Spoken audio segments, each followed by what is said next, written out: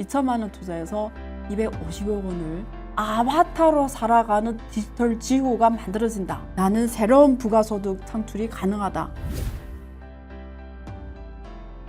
안녕하세요, 안유아입니다. 여러분, 세상의 변화는 우리의 상상보다 더 빨리 변하고 있습니다. 시대적 운명을 이기는 자만이 승자가 될 수 있습니다. 국가도 기업도 시대적 운명을 읽을 수가 있어야 되는데요. 그래서 안유아쇼를 마련했습니다. 여기에서 여러분들께 폭넓고 깊은 시선으로 재밌게 일상의 언어로 미래의 흐름을 읽어드리겠습니다. 여러분, 저와 함께 하시죠. 많은 분들이 메타버스에 대해서 많이 들여보셨을 거예요. 근데 메타버스가 우리가 일상생활에서 어떻게 구현이 돼야 될지, 그러려면 그 개념과 정의에 대해서 명확히 알고 있어야 되고요. 왜 지금에 와서 메타버스가 나왔는지 이런 얘기를 오늘 이 시간을 통해서 여러분께 말씀드리도록 하겠습니다. 그 전에 제가 이런 몇 개 사례를 말씀드리고 싶어요. 언론에 나온 이야기인데요. 안철수 전 대통령 후보죠. 러블록스에 투자해서 250억 원의 수익을 올렸죠. 근데 사실 투자 당시에 10여 년 전에 투자 당시에 2천만 원이었어요. 2천만 원 투자해서 250억 원을 실현했습니다. 굉장히 놀랍죠. 러블록스는 우리가 보통 메타버스를 얘기할 때 가장 대표 기업으로 보는 기업입니다. 안철수가 왜 이렇게 우수한 투자 성과를 만들었을까요? 그 다음 두 번째 사례를 또 제가 들어볼게요. 지금 네이버와 사실 카카오 두 회사 모두 새로운 CEO가 지금 이끌어가고 있습니다. 근데 우리가 네이버와 카카오의 이 지금 영업이익을 보면은 전분기 대비 모두 하락했습니다. 다시 말해서 역설적으로 한국을 대표하는 이 두 개 빅테크 기업이 지금 20여 년 만에 처음으로 마이너스 성장을 이뤘습니다. 그러면 이것이 과연 이 두 기업이 시대적 운명을 못 읽어서 지금 이런 상황이 나왔는지 아니면 경영의 문제인지 우리는 이걸 짚어봐야 되거든요. 그리고 앞에 안철수가 투자했던 러블록스에서 높은 수익률을 이룬 것이 과연 시대적 흐름에 정확하게 투자해서 만들어낸 것인지 아니면 그냥 우연인지 어떻게 보면 일맥상통한 내용이거든요. 그런데 카카오와 네이버가 영업이익이 처음으로 역설적으로 마이너스 기록한 것은 어떤 인사이트를 주냐. 사실 전문 용어로 말하면 이것이 웹 2.0이라고 합니다. 우리가 인터넷 기술이 발전 보면 웹 1.0, 웹 2.0, 지금 웹 3.0이라고 하거든요. 근데 네이버와 카카오는 웹 1.0, 웹 2.0을 모두 다 구현한 기업입니다. 근데 이익이 마이너스다. 그 말은 이 웹 2.0 시대도 머물고 있다는 거고요. 웹 3.0 시대를 맞이하지 않으면 대단한 빅테크 기업도 이렇게 뒤처진다라. 그래서 오늘 이 시간에는 왜 그런지 그 배경에 대해서 메타버스 개념을 가지고 제가 설명드리도록 할게요. 그 메타버스라고 하면 사람들은 굉장히 나와 상관없는 내용으로 생각해요. 메타버스가 뭐 갑자기 새로운 개념으로 생각하거든요. 근데 제가 이렇게 말씀드리면 굉장히 쉽게 이해를 하세요. 여러분 어릴 때 저 같은 경우에도 저는 그 소설을 되게 좋아했어요. 일본 소설을 많이 읽었는데요. 어쨌든 우리가 고대로부터 지금까지 보면 우리가 문학이라는 게 있잖아요. 문학. 그리고 미술 작품, 희극 이런 그 문화적 예술적 형태가 어떤 특징이 있냐면 소리와 색채를 생생하게 그려내거든요. 그러면 내가 그 소설을 읽으면서 내가 그 속에 없지만 마치 그 속에 있는 듯한 경험을 책을 통해서 한단 말이죠. 그러다가 후에 영상기술, 이런 음악 기술들이 발전이 되면서 사실은 시각과 청각을 통해서 또 세상을 그려낼 수가 있었게 됐죠. 그래서 음악인, 영화인, 그리고 수많은 스타들이 나타났는데요. 우리한테 보여주는 시각과 청각을 통해서 세상을 그려내고 우리는 그 속에서 그걸 체험하고 있는 거죠. 현대에 와서는 VR이라든가 AR, MR 아마 이런 이야기를 많이 들었을 거예요. VR 안경, 여러분들이 3D 기술을 체험한 적도 있을 거고요. 그래서 그거는 마치 우리가 그곳에 임한 것 같은 느낌을 주거든요. 그러면 메타버스는 그 선상에 있다고 보면 돼요. 문학, 미술, 희극, 영화, 음악, VR 안경처럼 메타버스도 기술이 계속 오면서 우리들의 경험을, 우리들의 느낌을 앞에서는 우리한테 그려준 거예요. 손으로, 시각으로, 청각으로 이렇게 그려준 거잖아요. 근데 메타버스는 뭐냐? 앞에 있는 이 경험의 플러스 우리가 거기서 생활하게 하는 겁니다. 내가 그걸 생활하게 한다. 그게 메타버스라고 보면 돼요. 그래서 새로운 개념이 아니라 그동안 기술들이 집적해 오면서 마치 소설을 읽으면서 간접 경험하는 것처럼 우리는 그 속에서 생활하는 시대가 왔다. 그걸 우리가 메타버스라고 합니다. 그래서 메타버스라는 거는 우리가 정기적인 정의를 내리면 메타라는 거는 초월 그 이상을 말하고요. 버스라는 거는 세상 또는 우주를 말하거든요. 근데 여기서 개념의 포인트가 어디에 있냐면 가상과 현실이 상호 공존하는 거예요. 현실에 안요화가 있으면 메타버스에 아바타 안요화가 있다는 뜻이에요. 그래서 현실과 가상이 공존하고 여기서 끝나는 게 아니에요. 사람들이 예를 들면 요즘에 네이버의 제페토라든가 뭐 SKT 이플랜드 이런 데서 내 캐릭터를 만들어 가지고 막 뛰어다니고 뭐 이러면 내가 메타버스를 한다고 말해요. 그건 아닙니다. 그거는 하나의 그냥 초입이에요. 초입. 그래서 가상과 현실이 공존하고 상호작용하고 그 다음 말이 중요합니다. 그 속에서 사회, 경제, 문화 활동이 이루어지면서 새로운 가치를 창출하는 걸 말해요. 새로운 가치를 창출하는 걸 말합니다. 다시 말해서 제가 쉽게 예를 들면 대한민국이라는 실물 국가가 있어요.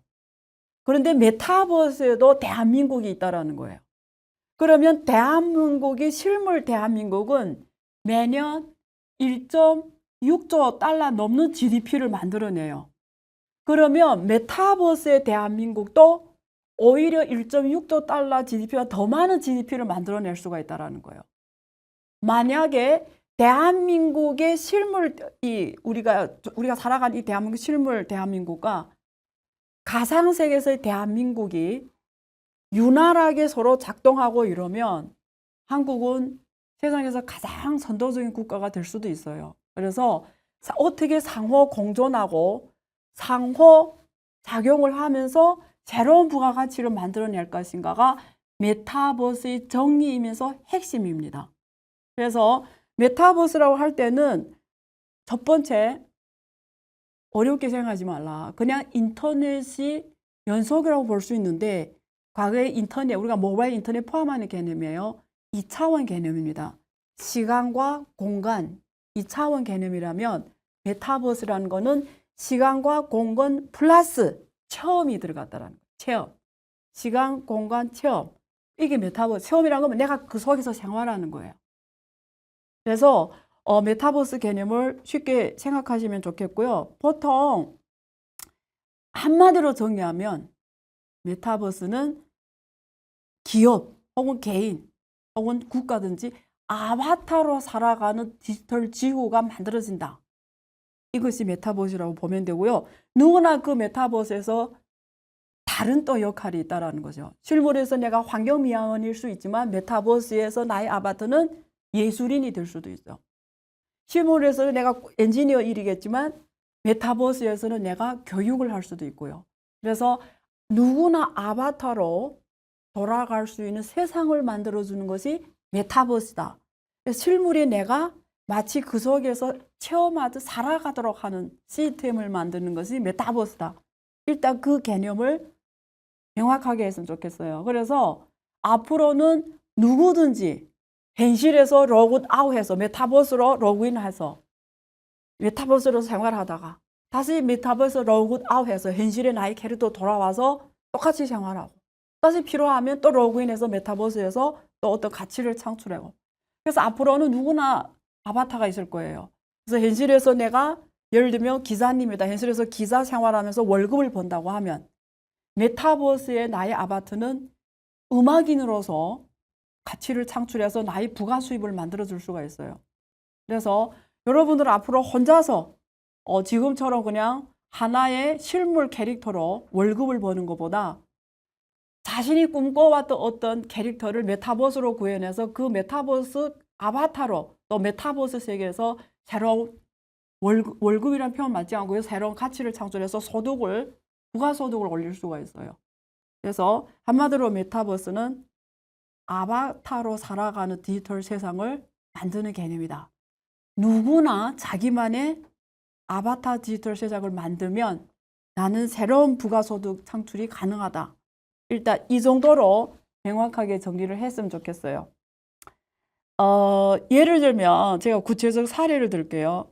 혹시 메타버스를 하신 분들은 잘 아시겠지만 어스2라고 하는 우리 이 지구를 트윈한 메타버스가 있어요. 우리가 실물 살아가는 지구가 있잖아요. 이걸 그대로 옮긴 메타버스상의 지구가 있어요. 여기서 똑같이 이거 가상의 지구를 1대1로 실물 지구하고 매칭해서 만든 메타버스 지구인데요. 어스2라는 이 프로그램입니다. 이거 창업자가 호주 사람이에요. 이름이 셰인 아이작인데요. 어스2에서 똑같이 우리가 강남에서 땅 사고 팔듯이 어스2에서 똑같이 땅 사고 팔 수가 있어요. 거기에 들어가면요. 예를 들면 청와대 건물, 그 주변의 건물들을 우리가 다 사고 팔 수가 있어요. 그래서 혹시 들어가 보시면 대한민국의 이런 명동이라든지 이 청와대 근처가 중국 사람들이 어스2에서 굉장히 많이 사들인 걸 볼 수가 있어요. 또 북경에 있는 그 고궁 있잖아요. 고궁. 그 주변의 땅들을 사실은 한국 사람들도 많이 산 거 볼 수 있어요. 왜 사냐? 메타버스에서 그 땅을 왜 사냐? 우리가 실물의 강남의 땅도 빨리 가격이 올라가지만 어스2에서도 그 가격이 급상승하는 거예요. 그래서 막 5배, 내 샀던 가격에 비해서 어스2에서 내 땅 산 게 2배 오를 수도 있고 10배 오를 수도 있고 100배 오를 수도 있는 거예요. 그래서 이제는 우리가 실물에서 부동산 투자를 할 수 있을 뿐만 아니라 어스2에서도 똑같이 땅 투자를 해서 나의 수익을 10배, 100배로 올릴 수 있다는 거예요. 그게 우리가 말하는 메타버스로서 가치를 창출하는 생생한 사례입니다. 그래서 메타버스를 할 때는 4가지 유행으로 일반 구분을 해요. 우리가 사실 AR이라고 하고요. 그리고 라이프 로깅이라는 표현을 쓰고요. 미러 월드, 거울 세계, virtual world, 가상 세계 이렇게 하거든요. 이 4가지로 나뉩니다. AR이라는 거는 말 그대로 현실의 모습에 가상의 물체를 올려서 새로운 걸 연출하는 걸 포켓몬 같은 거 말하거든요. 라이프 로깅은 우리가 쓰는 SNS입니다. 매일 제가 블로그에 글을 남기고 뭐 인스타그램에 글을 남기고 이런 거잖아요. 웨어러블 디바이스를 통해서 나의 기록되는 것도 라이프 로깅 메타버스 개념이고요. 미러 월드, 거울 세계는 사실 구글 맵이나 배달의 민족 같은 거 말해요. 현실을 그대로 벤치마킹해서 배달의 민족이 우리한테 배달 서비스를 해주는 것처럼 현실을 갖다가 구현한 걸 말하거든요. 구글 맵도 똑같고요. 마지막으로 virtual world, 그 말 그대로 그냥 가상 세계입니다. 로블록스, 가상에서 게임을 하는 거잖아요. 그래서 이러한 것들이 메타버스의 4가지 유형이다. 그래서 여러분들은 앞으로 메타버스로 뭔가 새로운 부가가치를 만들고 싶다. 그럼 여러분들이 AR 프로그램을 만들 수 있고요. 포켓몬 같은 거 아니면 뭐 인스타그램, 틱톡 이런 걸 통해서 어떤 새로운 부가가치를 만들 수 있고 요즘에 틱톡으로 많이 하죠 사람들이.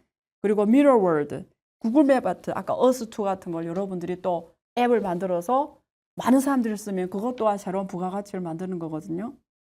그리고 가상세계, 로블록스 같은 게임 플랫폼을 개발할 수도 있고요.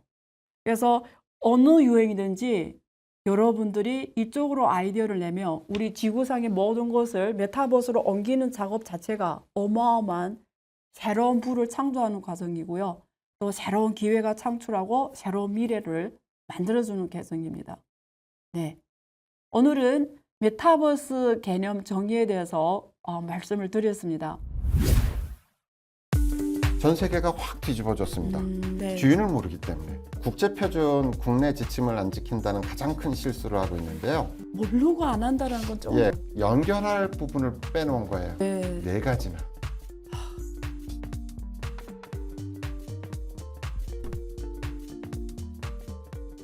안녕하세요. 안녕하세요.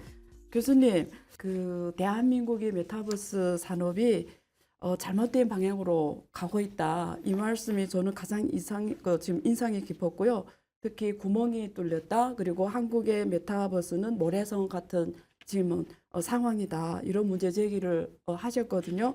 그래서 저는 그 우선 이 내용을 다루기 전에 최 교수님께서 생각하시는 이 메타버스 개념 저는 되게 궁금하거든요. 네, 메타버스 개념을 어떻게 정의하고 계세요, 교수님께서는? 예, 지금 네. 현재 누구나 스마트폰을 들고 다니고 인터넷을 쓰고 있지만 네, 그 현실적인 물리적인 제약이라는 부분이 있습니다. 네, 그런 부분을 우리가 영화에서 보는 것처럼 똑같이 해보고 싶다라는 네, 것을 실제 활용하기 위한 공간이 메타버스 공간인데 네, 네, 외국에서는 이걸 실제 상업적이거나 네, 법률 주체, 경제적인 행위를 주체를 하는 아바타를 중심으로 꾸며나가는 데 비해서 국내는 네, 그 일반적인 그냥 인터넷 수준에서의 게임 정도 그 2차원에서의 아바타들이 강둥강둥 네. 걸어 다니는 그 정도 수준에서 네, 뭐 전시회를 하거나 강연을 하거나 아니 신입사원 연수회를 하는 수준으로 되고 있어요. 네, 네, 근데 가장 중요한 것은 네,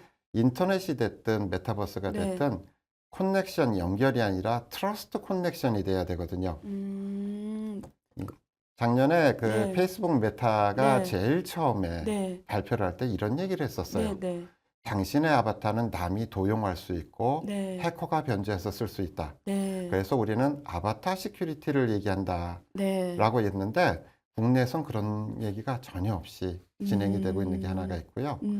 두 번째는 우리가 네. 누구나 네. 스마트폰을 쓰면서 지문 네, 또는 얼굴 네, 그리고 사설 인증서라는 걸 하는 거로 네. 우리가 그 스마트폰으로 네. 삼성페이도 하고 네이버페이도 하는데 네. 어떻게 메타버스만 아이디 패스워드로 하고 있어요. 근데 전 음, 세계 구글, 마이크로소프트 그리고 애플은 5월 4일 날 이렇게 선언했어요. 우리는 네. 앞으로 모든 것을 생체 인식으로 하겠다.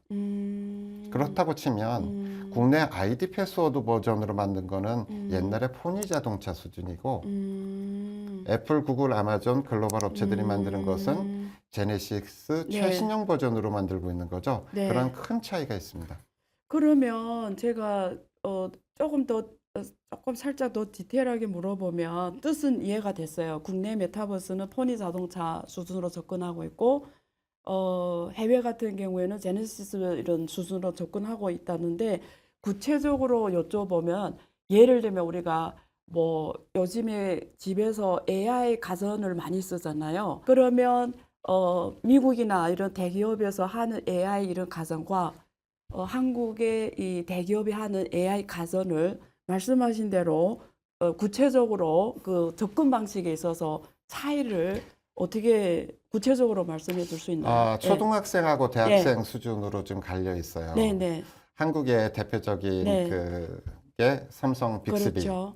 KT 네. 지니, 그렇죠. 카카오, 뭐 SKT 아리아 이렇게 예. 몇 가지 수준으로 나눌 수 있고 네. 외국에서는 주로 애플의 시리, 네. 아마존의 알렉사, 네. 구글 이렇게 돼 있는데 네. 먼저 국내에서부터 얘기를 하면 네. 아주 쉽게 얘기할 수 있는 게 네. 가령 저희 여동생이 저희 집에 놀러 왔어요. 네. 그랬더니 제가 지니를 갖다 놨더니 네. 네. 그러는 거예요. 오빠는 이런 거 모르잖아. 네. 그랬더니 지니야 9번 틀어줘 하니까 틀어지는 거예요. 그렇죠. 그 얘기는 뭐냐면 네. 스피커는 우리 집에 있는 IoT 제품, TV 가전 제품을 주인만이 통제를 해야 되는데 네. 왜 옆집 아줌마 말을 듣죠? 그러면 지금 동생 집에 가시는데 최 교수님께서 지니야 뭐 예를 들면 냉장고 틀어줘 하면 열린다는 그렇죠. 거잖아요. 그러니까 가령 주인을 뭐 알아본다는 그렇죠. 거냐. 그러니까 예. 검색만 해준다는 거거든요. 근데 제가 주로 강의를 그 대기업이나 통신사업자 이런 데 가서 네. 강의를 할 때 네. 주로 사장님을 그 한 분을 앉혀놓고 네. 제가 이런 예를 많이 듭니다. 가령 제가 S 뭐 대기업을 네. 갔는데 거기 가서 네. 자, 홍 사장님 부인이 이렇게 질문을 할 겁니다. 빅스비, 네. 우리 남편한테 비자금 계좌 있으면 알려줘. 네. 네 하고 바로 찾아줍니다. 네. 네. 왜냐하면 네. 주인을 모르기 때문에. 그럼 그 찾은 게 남편분의 비자금 맞나요? 주인을 모르는데. 아, 네. 검색만 강조해서 지금 검색 기능만 강화하고 네. 있어서 충분히 네. 이론상으로 가능합니다. 아. 두 번째 얘기는 네. 가령 네. 진이야, 우리 남편한테 여자한테 카톡 온 거 있으면 나한테 보내줘. 네. 예스 하고 보내줍니다. 왜냐하면 검색만 하기 때문이다. 그렇다면 네. 제가 큰 분류의 예를 든 거지만 네. 네. 사실은 시리나 알렉사, 구글은 이렇게 틀려요. 어떻게 가령 돼요? 예. 2020년에 애플의 네. 팀 쿡 CEO가 이렇게 발표하면서 이렇게 얘기했어요. 손을 꼭 잡고 예. 우리는 드디어 개인화 그리고 커스터마이징을 완성했습니다. 이렇게 발표를 해요. 어떤 뜻이냐면 남편이 지나가면 TV 채널이 열리고 네. 와이프가 지나가면 오늘같이 비 오는 날이면 네. 비 오는 날 들었던 재즈를 기억해서 틀어주고 딸이 지나가면 오늘 학교에 뭐 준비해 가야 된다 라고 해서 네. 네. 얼굴과 음성을 인식하고 있어요. 네. 그래서 우리나라 스피커들은 맨 처음에 개통을 하고 주인한테 등록을 할 때 음성을 등록하시오, 얼굴을 등록하시오는 게 없는데 3개월 전에 아마존의 네. 실내 로봇 아스트로라는 거는 네. 처음에 설치할 때 얼굴을 등록하시오. 그러니까 네. 우리가 스마트폰에 있어서 네. 우리가 지문 여러 번 누르고 얼굴도 등록하듯이 로봇을 등록합니다. 네. 네. 그리고 그 다음에 어떻게 하냐면 집안에 아마존의 생태계로 알려진 모든 사물 인터넷이 거기에 접속이 돼서 제가 로봇한테 얘기를 하든 스피커에 얘기하든 그 주인, 등록된 주인만 아는 서비스를 하는 데 비해서 한국의 KT, 지니, 삼성 빅스비는 자신 있게 이렇게 합니다. 우리는 검색만 합니다. 네. 그러면 한국 국내 대기업도 엄청 큰 기업들인데 이 글로벌 흐름을 잘 이해를 할 텐데 왜 검색만 하고 이렇게 설계가 됐을까요? 하나는 국제표준 국내 지침을 안 지킨다는 가장 큰 실수를 하고 있는데요. 2019년에 보면 전 세계 사물 인터넷 스마트홈을 만들기 위한 국제표준이 만들어졌어요. 네. 그래서 ISO 국제표준으로 됐는데 네. 그 이름은 OCF라고 합니다. 네. 근데 제일 중요한 거는 그때 삼성전자 사장님, LG전자 사장님, 네. 하이얼, 네. 일렉트로닉스 하는 전 세계 가전사들이 다 모여가지고 네. 합의를 했어요. 네. 이거를 모든 가전제품이 공장에서부터 생산될 때 그 사설 인증서를 그 안에 탑재를 한다. 그래서 그 탑재된 인증서가 우리가 물건을 구매해서 집에 사올 거 아니에요. 네. 그러면 이게 탁 풀었을 때 네. 자기한테 주인으로 등록이 되는 절차가 있어야 되는데 네. 네. 우리는 그 절차를 빼먹고 네. 검색만 되는 버전을 먼저 만든 거예요. 아, 그러면 중간에 잠깐 죄송한데 그 지금 삼성전자가 주도하고 있는 HCL라고 홈 커넥티비 얼라이언스 그게 11개 기업들이 들어가 있잖아요. 그걸 지금 아닙니다. 그 전 그건 단계입니다. 그 전 단계 예, 만들어진 건가요? 2017년부터 아. 2019년까지 해서 예. OCF라는 모든 사물 인터넷은 연결이 되게 돼 있고 인터넷이 되게 돼 있거든요. 아. 그냥 인터넷만 연결되면 안 되잖아요. 네네. 그래서 국제적으로 우리가 얘기하는 사설 인증서란 이름이 PKI. 표준 이름으로는 PKI고 네네. 표준 번호로는 X.509 이 세 가지가 같은 이름입니다. 그거를 아까 말씀드린 사물 인터넷 표준에 200페이지가 넘는 지침이 네.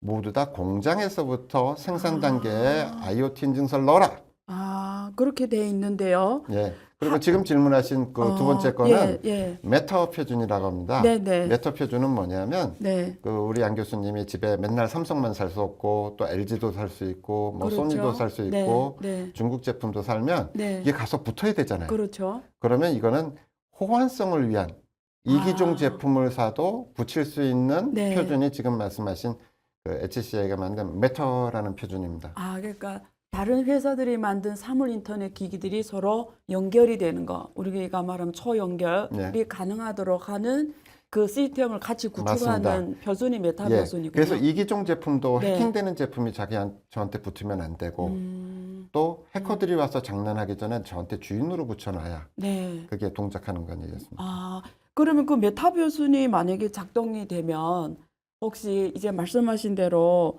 그 거기에 맞추며 주인을 알아보는 네. 그런 시스템이 작동이 되는가요? 앞으로 삼성이 혹은 뭐 LG나 이런 데서 나온 가전들이? 예, 그래서 그게 그 우리가 네. 그 건물을 지을 때 네. 1층을 짓고 난 다음에 2층을 네. 올리고 3층을 올리고 네. 4층을 올리는 그런 과정에 지금 얘기하는 국내 IoT 관련한 가전제품이나 건설사 네. 그리고 중소기업들은 네. 이 한 층을 빼먹습니다. OCF라는 인증서를 빼먹고 지금 새로 나오는 메터라는 거를 또 인증서를 갖다 올려야 되는데 네. 그 두 개 층을 빼먹으면 국내 업체는 음, 여러 가지로 모래 위에 메타버스를 만드는 계획이 되네요. 예, 그 예. 메타버스하고 사물 인터넷은 네. 잠깐 구별해 줘야 되는데 아, 네네. 우리가 물리적인 스마트홈에서 우리가 지니아 뭐해줘, 알렉사 뭐해줘는 물리적인 홈이잖아요. 근데 그 마이크로소프트의 사장이 메타버스에 대해서 이렇게 정의를 했어요. 네.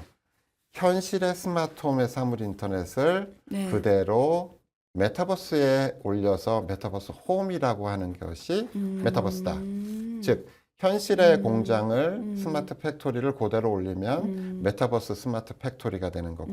근데 상상을 한번 해보세요. 네. 현실에서 주인을 몰라보는데 네. 그거를 똑같이 메타버스에 메타버스에다가 올리면, 가전제품을 사물인터넷 제품을 올리면 현실에서도 옆집 아줌마나 해커가 쓸 수 있는데 네. 메타버스 홈에 올리고 그럼 다 하면 뭐 다 그래서 네. 양쪽이 다 뚫리겠네요. 예, 네. 그래서 제가 놀란 거는 제가 외국에서 있을 때 지난 1월에 CES라는 세계적인 가전쇼가 있죠. 네네. 거기서 삼성전자, 현대자동차, 마이크로소프트가 이렇게 발표했어요. 네. 우리는 물리적인 홈과 메타버스 홈을 연동하겠다.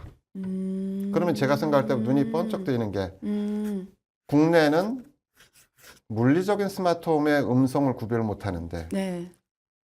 메타버스 홈으로 똑같이 만들어 놓으면 양쪽의 위험이 존재한다는 거고 그렇죠.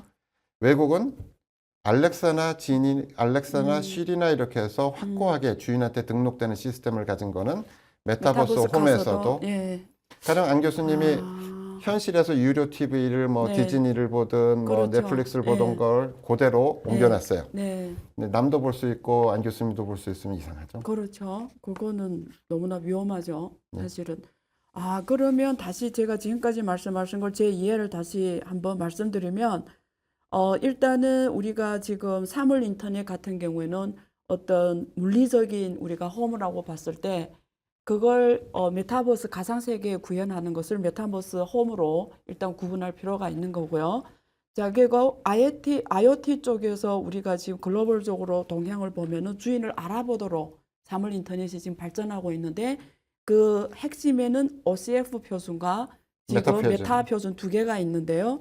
국내 이 사물 인터넷 지금 하시는 이 업계 분들은 지금 이 두 표준을 간과하고 하는 경우가 대부분이고 해외는 OCF 표준을 정확하게 그 사물 인터넷에 적용을 해서 지금 만들어내고 있는 상황이라는 거죠. 그렇죠.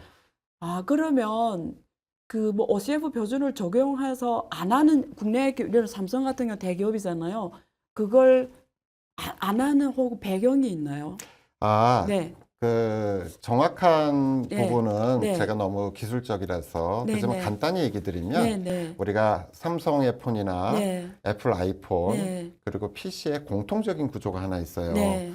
우리는 여태까지 인증서, 사설 네. 인증서 한 거는 은행이나 어디서 발급을 받았었죠. 네. 근데 우리 스마트폰에도 네. 안드로이드 폰에도 이렇게 설정이라는 데를 들어가면 네. 그 안에 생체 인식 보안이라는 메뉴가 있고 네. 거기에서 한 단계 더 들어가면 기타 보안에 네. 그 우리가 인증서 메뉴가 5개에서 6개 정도 있는 걸 볼 수가 있어요. 네. 근데 그 안에 들어가면 몇백 개의 인증서가 이미 깔려 있어요. 네. 그리고 그 인증서 말고 개인이 사용하는 사용자 인증서란 메뉴를 보면 네. 또 거기에도 몇 개씩 쓰고 있는데 네. 일반 사용자들은 한 번도 요구한 적도 없고 발급받은 적도 없는데 네. 공장 생산 단계부터 모든 스마트폰에 그게 설치돼 있어요. 네. 네. 근데 이 구조는 네. 삼성 갤럭시 폰하고 네. 애플 아이폰하고 네. 애플의 맥북이라는 노트북에 모두 네. 공통적으로 깔려 있습니다. 네. 이유는 뭘까요? 이유는 이렇게 설명드릴 네. 수 있어요. 공장에서부터 네. 인증서가 몇백 개 깔려서 나온 이유는 옛날에는 스마트폰이 나오기 전에 마이크로소프트가 뒤에서 인터넷을 서로 활성화시켜 주려고 얘는 아마존이 맞다. 얘는 구글이 맞다를 뒤에서 검증해 주는 예, 거죠. 예. 인증해주는 네. 그런 네, 인증서들이었어요. 네, 네. 근데 그게 이제 스마트폰이 컴퓨터가 되다 보니까 그렇죠. 인터넷도 하고 네. 결제도 하다 보니까 그 네. 위에 몇백 개의 인증서가 있어서 네. 이걸 일일이 아마존에 한번 갔다 오고 구글에 한번 갔다 오려면 힘이 드니까 네. 전 세계 최상위 인증 기관이 한 400개 깔려 있는 거고 네, 네. 그리고 개인은 목적이 정해지지 않은 인증서가 스마트폰 생산 시점부터 있어서 우리가 지문을 하나 누르면 인증서 하나가 떠서 결합을 하고 얼굴을 대면 얼굴이 결합이 되고 이렇게 생기는데 그 위에 뭐가 생겼어야 됐냐면 네. 우리가 얘기하는 지니 스피커, 예. 빅스비 스피커, 네. 삼성 TV, 아. L전자 TV가 네. 그 위에 목적이 정해지지 않은 인증서지만 네. 이거는 TV용이다, 이건 스피커용이다라고 지정이 돼 있어요. 그게 주인한테 접속이 되는 거거든요. 네, 네, 네. 근데 지금 그 결과를 빼먹었다는 네. 얘기고요. 네, 네. 두 번째는 국제표준은 만들어진 지 6개월이 지난 국내법입니다. 네. 왜냐면 우리가 표준기구에 가입을 했기 때문에. 네, 네. 그럼 2019년에 국제표준이 됐으면 네. 2020년에는 우리나라 모든 IoT 제품을 만드는 데나 가전제품 만들고 스마트홈, 스마트 아파트를 짓는 건설사들이 이걸 발급받았어야 되는데 어디선가 정부도 모르고 건설사도 모르고 네. 중소기업도 모르는 희한한 현상이 발생하게 돼서 네. 이런 인증서가 국내에 깔려있지 않아요. 두 번째는 국토교통부가 2021년 12월에 네. 모든 스마트홈과 모든 스마트 아파트에는 네. 인증서를 탑재한 사물 인터넷을 공급해야 된다라고 지침이 발표됐는데도 네. 이게 모르고 아. 있었어요. 그러니까 지금 제가 듣는 느낌은 뭐냐면 몰라서 안 했다라는 느낌으로 지금 듣고는 있는데 제 생각에는 그보다도 혹시 그거 설치함으로써 국내 같은 경우에는 시장이 협소하잖아요. 한 30만 인구, 5,500만 인구 이 정도인데 혹시 뭐 시장이 협소해서 그렇게 뭐 회사별로 사무인터넷 보안을 만들어 놓으면 아닙니다. 이 그거하고 부분, 상관은 그거는 없어요? 상관없습니다. 우리가 그걸 모른다라는 게 저는 사실 좀 이해는 안 돼요. 왜냐면 대기업인데 이쪽을 계속 와칭하고 모니터링 하는데 이 표준을 모르고 안 한다라는 건 좀. 예, 그래서 네. 삼성이나 LG전자 정도는 네. 그 외국 거를 네. 사다가 네. 했으리라고 짐작은 가요. 네. 근데 본래 또 하나를 이렇게 얘기 드리면 네. 가령 아마존을 제가 예를 들면 네. 아마존은 2019년부터 네. 아마존 알렉사와 사물 인터넷 연결하는 그런 지침을 만들어 놓고 네. 아마존에서 인증서를 발급받든 아니면 한국의 패스 네. 인증서가 그렇죠. 됐든 신한은행 인증서가 그렇죠. 됐든 다른 인증서를 합쳐서 네. IoT 아마존의 생태계에 연결하는 거를 네. 풀어놨어요. 그렇죠. 개발 지침을 1000페이지가 넘게 그렇죠. 그것도 8개국어로 네. 한국어로도 제공이 됩니다. 그렇죠. 그래서 거기에 그래서 아마존은 20억 대를 연결했다고 지금 나오고 있고 네. 우리 공공전자 네. 같은 경우에는 네. 1000만 대를 연결했다고. 즉 아마존은 전 세계의 사물 인터넷 생태계를 흡수하기 위해서 네. 애플도 그렇고 구글도 그렇고 전 세계에 개방을 했어요. 근데 아까 보신 스마트폰에 또는 그 네. 아이폰에 네. 또는 애플 네. 맥북에 있는 거에 네. 희한하게 한국의 두 대기업인 삼성전자 인증서, 네. LG전자 인증서, 네. 또 KT의 인증서, 네. 카카오 인증서는 보이지 않습니다. 네. 네. 즉 대기업들이 그것을 간과했다고 저는 지적하고 있습니다. 간과할 수도 있구나. 예. 그래서 왜냐하면 예, 예. 워낙 대기업이다 보니까 예. 그래서 제가 1% 부족하다고 얘기를 드렸는데 근데 만약에 네. 지금이라도 정부나 네. 이거를 주관하는 공공기관 또는 네. 대기업들이 합심을 해서 네. 다시 한다면 네. 전 세계에서 한국인만이 유일하게 네. 인증서를 4개에서 6개를 쓰는 개인들이 유일한 경 경험을 가진 나라라서 이게 복구만 된다면 네. 한국이 지금 스마트홈이나 네. 스마트 아파트, 스마트 시티, 네. 메타버스의 세계 최고의 강자가 될 수 있습니다. 왜냐하면 전 국민이 알고 있는 인식이 있다는 것은 네. 그걸 응용한 개발이나 새로운 서비스를 만드는 데 가장 강점이 있다고 볼 수 있거든요.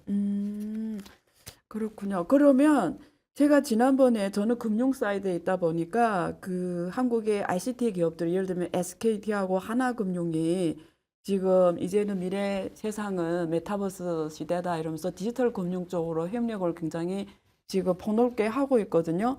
그러면 만약에 교수님 말씀대로 하면은 지금 한국의 이런 그 IoT를 포함해서 이런 아바타들이 주인을 못 알아보는데 지금 예를 들면 하나금융이 메타버스에서 어떤 상담을 해준단 말이에요. 어떤 고객한테. 근데 그게 진짜 하나금융의 직원이 맞는 건지 아니면 어떤 해커가 와서 그 직원한테 상담해 주건지 이게 구분이 안 된다라는 말씀이잖아요. 그래서 저는 이게 아바타의 정체는 만약에 이런 방향으로 가면 앞으로 믿어도 되는지 그게 진짜인지 아닌지 확인이 어떻게 되는지 그게 되게 현실적으로 궁금하거든요. 그러니까 한국에 있는 아바타 상담이 믿어도 되는 예, 건지. 예. 쉽게 말씀을 드릴게요. 네. 일단 메타버스를 네. 우리가 옛날에 쓰던 ID 패스워드 방식으로 만든다는 것 자체가 포니 자동차의 수준으로 보안을 접근하는 거고요. 네. 그다음에 이것 자체가 사실은 생체 인증으로 올라가야 되거든요. 네. 그러니까 스마트폰에서 쓰는 지문이나 얼굴을 연동해서 네. 해야지 정상인데 일단 메타버스가 기본적으로 보안에 취약한 구조로 되어 있고 네. 두 번째는 아바타가 어, 남이 나를 쉽게 변형해서 해커가 할 수 있는 아바타의 수준이어가지고 네. 가장 최근에 삼성의 연구에 의하면 네. 내가 몇 초 안에 브래드 피트의 얼굴을 내 아바타로 쓸 수 있다. 네. 그게 AI로 그렇게 마음대로 예, 만든다고. 즉 제가 네. 안 교수님의 사진을 갖다가 제가 네. 안녕합니다 이렇게 돌아다닐 수 있어요. 두 번째는 그 하나은행하고 SKT가 메타버스 금융을 네. 선언했어요. 네, 굉장히 네. 좋은 시도입니다. 네. 근데 중요한 거는 은행이 네. 디지털 휴먼이나 아바타를 앞에 놨을 때 네. 제가 방문해서 네. 과연 그게 하나은행 지점인지 확실한 건지. 하나은행이 내세우는 디지털 휴먼이 네. 진짜인지 진짜인지. 해커인지 예. 그런 트러스트를 제공을 못하고 있거든요. 그리고 지금 현재는 전부 다 실제 금융 거래라기보다는 일종의 상담이나 여러 가지 그렇죠. 유도를 하는 그런 네. 부분만 하고 있는데 맞습니다. 가장 초기적인 형태입니다. 맞습니다. 그래서 지금 외국에서 보면 다음에 좀 더 자세히 얘기하자면 아바타 너는 누구인가라는 아이덴티피케이션과 네. 아바타에 대한 트러스트 네. 그리고 우리가 얘기하는 지문, 얼굴 네. 또는 제스처 같은 멀티 생체 인증을 얘기를 하고 있는데 국내에서 메타버스에 나오는 얘기는 전혀 이런 얘기를 안 하고 있어요. 그 부분도 역시 큰 차이점입니다. 그럼 제가 다시 한번 종합해서 제 이해를 말씀드리면 국내 같은 경우에는 저도 많이 쓰지만 주로 우리가 들어갈 때 아이디하고 파스워드를 통해서 이렇게 들어가잖아요. 근데 만약에 교수님 말씀에 따르면 메타버스 금융이 제대로 돌아가려면 사실 파스워드나 이런 걸 통해서가 아니라 그 사람의 생체 인식을 통해서 로그인이 돼야 who are you, 그러니까 주인이 누군지 알아볼 수 있고 그 기반 위에서 이루어지는 금융 금융이 돼야 상담도 되죠. 좋고 그 고객 자산 관리도 좋고 이런 것들이 다 연이어서 이루어질 수가 있는데 지금처럼 하면은 그게 불가능하다 말씀인 예, 거죠. 제가 두 가지 예. 그 간단한 예를 예. 들면 네. 우리가 가령 AI가 굉장히 똑똑한데 네. 똑똑하게 뭔가를 해주잖아요. 그렇죠. 근데 AI가 제 말도 듣고 똑똑한 정보를 제공하지만 해커 말도 듣고 해커한테 안 교수님의 정보를 넘겨주면 네. 그건 제 AI가 아니죠. 그렇죠. 그렇다면 AI나 디지털 네. 휴먼도 어떤 트러스트가 존재를 해야 그렇죠. 그 사람을 믿고 제가 얘기를 하고 그렇죠. AI한테 얘기를 다 했는데 개인에 대한 금융정보, 개인정보를 딴 사람한테 다 알려준다면 그 AI는 안전한 AI가 아니죠. 그렇죠. 네. 예, 두 번째는 전 세계가 확 뒤집어졌습니다. 어떻게 네. 뒤집어졌냐면 구글, 네. 애플, 마이크로소프트가 전 세계 3대 운영체제, 즉 OS를 하는 곳이거든요. 네. 여기서 전 세계 지금 생태계인 우리 인터넷이나 많은 네. 거를 다 하고 있는데 네. 거기서 지난 5월 4일 날 이렇게 얘기를 했어요. 지난 2년간의 준비를 마치고 네. 우리는 앞으로 현재까지는 제가 애플의 얼굴로 로그인했다가 네. 다시 구글로 가면 구글에서 다시 네. 지문 로그인을 하고 네. 마이크로소프트 가면 얼굴로 다시 로그인하는 네. 불편한 그런 게 그렇죠. 있었죠. 네. 근데 지난 5월 4일 날 네. 그 3대 OS 상자가 우리는 패스키라는 걸 교환을 해서 애플에서 일단 로그인을 하면 구글에서도 똑같이 받아주겠다. 당신은 안유하다. 파스키로. 예. 근데 공유하면? 국내 언론엔 이렇게 나와 있어요. 예. 앞으로는 패스키가 돼서 아이디 패스워드가 없어지는데 네. 앞으로 개발할 거다. 네. 근데 실제 제가 각 사이트를 들어가 보니까 네. 이미 전 세계 개발자들에게 어떻게 개발하라고 알려줬어요. 3대 OS사가 예. 아, 근데 그것도 살펴보니까 예. 사설 인증서예요. PKI예요? 예. 그 패스키. 패스키라는 게 있잖아요. 아마 시청자들이 네. 그게 무슨 의미인지 모를 것 같은데, 네.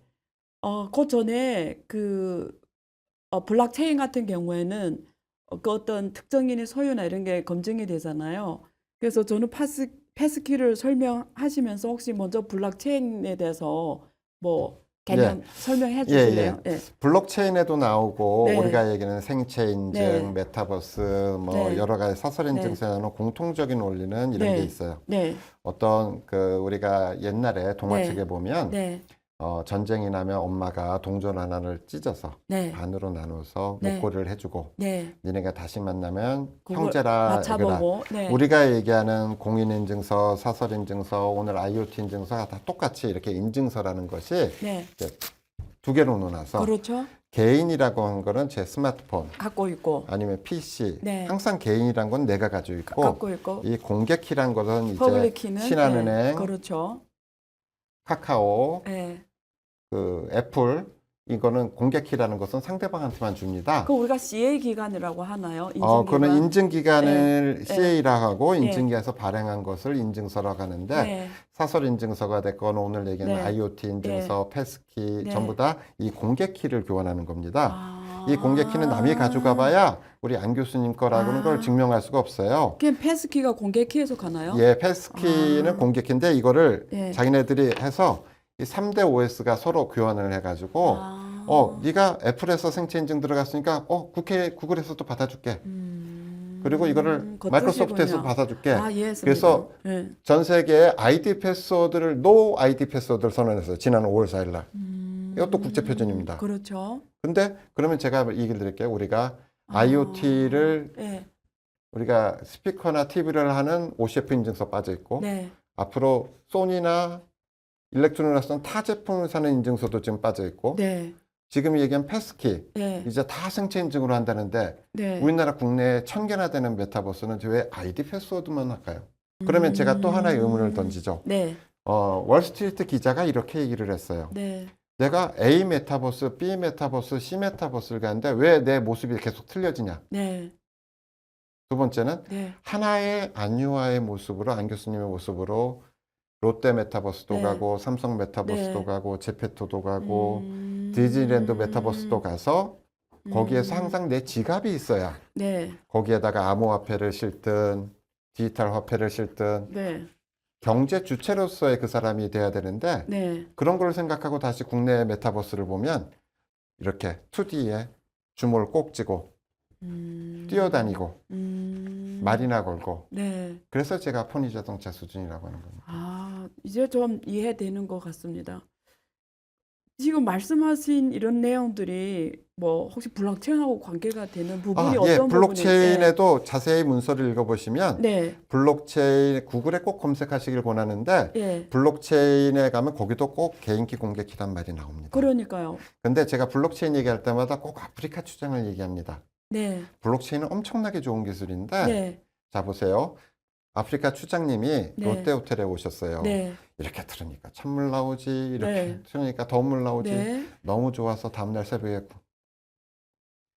수도 꼭지만 쫙 빼가지고 아프리카로 갔어요. 네. 그러고 가가지고 이게 이렇게 틀으면 더운 물이 나오고 이렇게 틀으면 찬물이 나오는데 네, 네. 이게 블록체인이야 이랬어요. 네. 네. 왜냐하면 블록체인이라는 이론 자체는 엄청 좋은 거예요. 앞으로 꼭 그렇게 될 겁니다. 네. 근데 모든 회사의 모든 서버에 블록체인에 주고받는 이걸 게 없으면 우리가 얘기하는 상수도관이 댐에서부터 연결해서 오케이. 정수장으로 해서 네. 수돗물이 나오고 네. 뜨거운 물을 데워줘서 네, 오는 그렇죠. 게 있기 전에는 그렇죠. 지금 만들어지는 블록체인에 대한 거는 그 회사 내에서만 쓸 수 있는 거예요. 근데 그게 모든 데 연결이 아직 안 돼 있다면 네. 앞으로는 좋은 기술이겠지만 그 뜻이군요. 예. 알겠습니다. 그 중국은 한국 대기업들처럼 중국도 OCF 표준, 메타버스 이런 걸 안 하고 있나? 쇼미 같은 기업들, 뭐 화웨이도 그렇고. 예, 정확하십니다. 예. 안 하고 있습니다. 아, 그럼 중국도 몰라서 안 하는 건가요? 예, 제가 예. 우리가 일반적으로 네. 그 중국 기업들도 제가 지나가다 고위급 임원들한테 네. 샤오미나 화웨이나 뭐 네. 알리바바나 그래서 똑같이 물어봅니다. 제가 전에 교수님한테 핸드폰 한번 열어보세요. 네. 그래서 그쪽도 구글 그러니까요. OS를 쓰다가 네. 지금은 화웨이만 못 쓰는데 네. 그거 열어보면 거기에 있는 인증서 뭐냐고 물어보면 네. 왜냐하면 이게 왜 들어와 있어요? 거꾸로 저한테 질문합니다. 아, 화웨이에서도 어떤 역할을 하셨잖아요. 화웨이. 그렇죠. 그렇죠? 예. 그러니까 예. 화웨이 잘 아실 것 같은데. 예, 화웨이, 샤오미 뭐 그 여러 중국 기업들을 네. 국제 컨퍼런스나 이런 데 가서 물어보면 아, 어느 한 업체 현상이 아니라 거의 같은. 예, 그래서 지금 현재 그 중국 음. 업체들이 그 샤오미든 뭐 이런 회사들이 지금 똑같이 네. OCF 표준이나 메타 표준에 들어와 있는데 네, 네. 그걸 전반적으로 한국하고 똑같이 네. 빙산의 위에만 알고 있고 빙산 밑에 지금 구글, 애플, 마이크로소프트가 인증서 기반으로 모든 어플리케이션과 애플페이, 네. 알렉사 네. 뭐 이렇게 연결하는 거를 모르고 있어요. 네. 근데 가장 최근에 5월 달에 네. 구글이 이렇게 발표를 했습니다. 네. 우리는 여태까지 구글, 헤이 구글 이렇게 불렀던 거를 네. 가장 최근에 나온 새로운 스피커는 네. 얼굴을 멀리서 인식을 하기 때문에 네. 구글하고 부를 필요가 없다. 아, 그냥 알아서 예, 인식이 그쪽을 쳐다보고 얘기를 알아서, 하면 네. 바로 스피커가 얼굴을 인식하고 주인을 바로 알아보네요. 그렇죠. 그래서 제가 아까 말씀드린 가장 최근에 나온 아마존의 로봇이 사자마자 네. 제품을 이렇게 조립을 해체하고 네. 바로 얼굴에 대한 셋업, 음성에 대한 셋업을 하게 돼 있어요. 네, 근데 네. 국내에서 로봇 산업을 얘기하고 지금 여러 가지 얘기할 때 네. 국내 로봇에서는 이런 얘기가 나온 게 없습니다. 아, 그렇고. 그 삼성전자가 뭐 스마트 싱스를 전문에 내세워서 IoT 허브를 만들겠다고 엄청 지금 적극적으로 하시는 것 같은데 그거는 어떻게 이쪽이 아닌가요?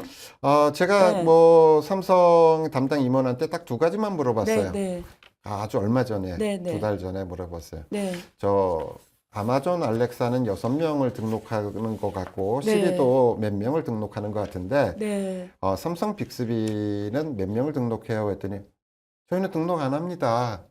검색만 합니다. 역시 검색만 하는군요. 예.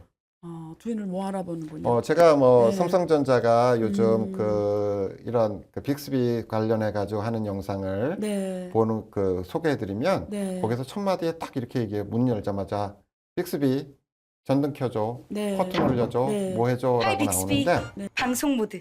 오케이. 스마트 싱스로. 방 조명 오. 촬영 조명 온. 큐브는 쉬. 사실은 또는 옆집 아줌마가 들어와도 똑같이 할 수 있는 거죠. 그러니까요.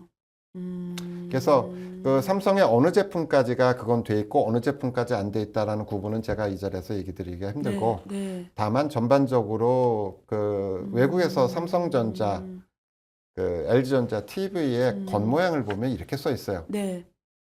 우리는 알렉사가 되고 네. 구글이 되고 네. 애플이 됩니다. 네. 근데 어느 달서부터인가 빅스비가 조금 뒤로 빠졌어요. 우리는 검색만 합니다. 그 의미를 잘 생각해야 됩니다. 굉장히 놀라운 지금 얘기를 들었는데요. 어쨌든 우리 최 교수님과 지금 얘기를 하다 보니까 재밌으면서 좀 어려우면서 또 그 한국의 미래 이런 데 대해서 좀 걱정스러운 마음이 훨씬 더 커지거든요. 왜냐면 말씀하신 대로 한국의 메타버스 산업이 전반에 걸쳐서 모래성을 쌓고 있다라는 느낌이 점점 더 생각이 들고 이 보안이라는 가장 핵심을 놓치고 지금 엉뚱한 방향으로 예. 가지 않나 이 보안이라기보다는 생각이 들어요. 어떻게 네. 보면 코어를 놓치고 있는 가장 거죠. 코어를 놓치고 예, 있다. 코어에서 아까 말씀드린 뭐 네. 해킹이나 이런 부분의 일부의 보안을 얘기하는 거고 네. 이 건물을 짓기 시작할 때 네. 옛날에는 우리가 단층집만 졌어요. 그렇죠. 상거래를 따로 그렇죠. 하고 구매를 네. 따로 하고 네. 뭘 따로 했었는데 네. 이제 메타버스에서는 이거를 층층이 사물 인터넷이 있고 스마트홈이 있고 이걸 똑같이 메타버스 홈을 만들고 그 위에서 네. 메타버스 금융을 하고 네. 이렇게 올라가야 되는데 네. 그 중간에 1%의 키값들이 빠져 있어서 그러니까요. 나중에 그걸 다시 연결하기는 굉장히 힘들지 않을까. 이거를 일종의 목걸이라고 생각하시면 됩니다. 네, 네. 여태까지는 그냥 인터넷 은행을 했고 네. 삼성페이를 했고 네. 아니면 카카오를 따로 부르고 TV를 따로 부르던 거를 네. 이걸 목걸이처럼 쫙 연동을 했는데 네. 우리는 연결할 부분을 빼놓은 거예요. 가장 중요한 그 코어를 그것도 예. 4가지나. 아, 혹시 이런 원인은 있나요? 그냥 여쭤보는 건데 혹시 국내에 이쪽 관련 인재가 부족해서 그런 걸 구현이 어렵거나 이런 부분은 없나요? 아닙니다. 그런 건 아닌가요? 뭐 굳이 좀 쓴소리를 한다면 네. 그 국내 보도자료 이런 지난 3년간에 이렇게 많이 나왔어요. 네. 제가 오늘 얘기를 듣고 네. 거기에 어떻게 나왔냐면 네. 우리가 집에 들어오자마자 전등을 켜고 가스를 어떻게 하고 물을 데우고 네. 아니면 밖에 있는 차에 시동을 걸고 네. 또는 차를 타고 퇴근하다가 네. 집에 있는 뭐 냉장고. 요리를 하고 그렇죠. 냉장고를 뭘 예. 하고 쇼핑을 주문하고 그렇죠. 예. 제 얘기를 다 듣고 나니까 네. 그게 현실이 될 것 같습니까? 저는 현실이 된다고 예. 생각하죠. 당연하게. 예. 근데 그러면 네. 외부에서 있는 제가 해커인가요? 옆집 아저씨인가요? 지인인가요? 근데 한국 국내처럼 하면은 그 구분이 안 되고 굉장히 확인이 안 되는 상황인 거죠. 그렇죠. 예. 왜냐하면 네. 해커나 다른 네. 사람이 말을 시키거나 뭘 네. 하면 주인이 아니라고 거절을 해야 되는데 네. 그걸 다 들어준다는 그러니까요. 게 국내의 현실입니다. 그러니까요. 이게 1시간 부족한 것 같고요. 다음 시간에도 우리 최고심을 계속 모셔가지고 얘기를 이어가려고 합니다. 너무 수고 많으셨습니다. 너무 감사합니다. 오늘 최 교수님과 굉장히 긴 시간 동안 메타버스 코어에 대한 얘기를 나눴는데요. 어렵지만 굉장히 중요한 내용이었고요. 국내 기업들이 하루빨리 이 문제를 접근해서 앞으로 메타버스를 접근해야 될 것 같아요. 그런 면에서 2부에서는 해외 외국 기업들이 이 문제를 어떻게 풀고 있는지 그 사례들을 자세히 짚어볼 거고요. 우리가 이런 기회 속에서 또 어떤 새로운 부가 창조가 가능한지, 국내 기업들은 오히려 부족하다라는 거는 또 기회가 있다라는 거를 증명하니까요. 어떻게 접근해야 이걸 기회를 잡아서 새로운 부를 만들어 갈 수 있을지 이런 내용을 알아보도록 하겠습니다. 시청자 여러분, 감사합니다.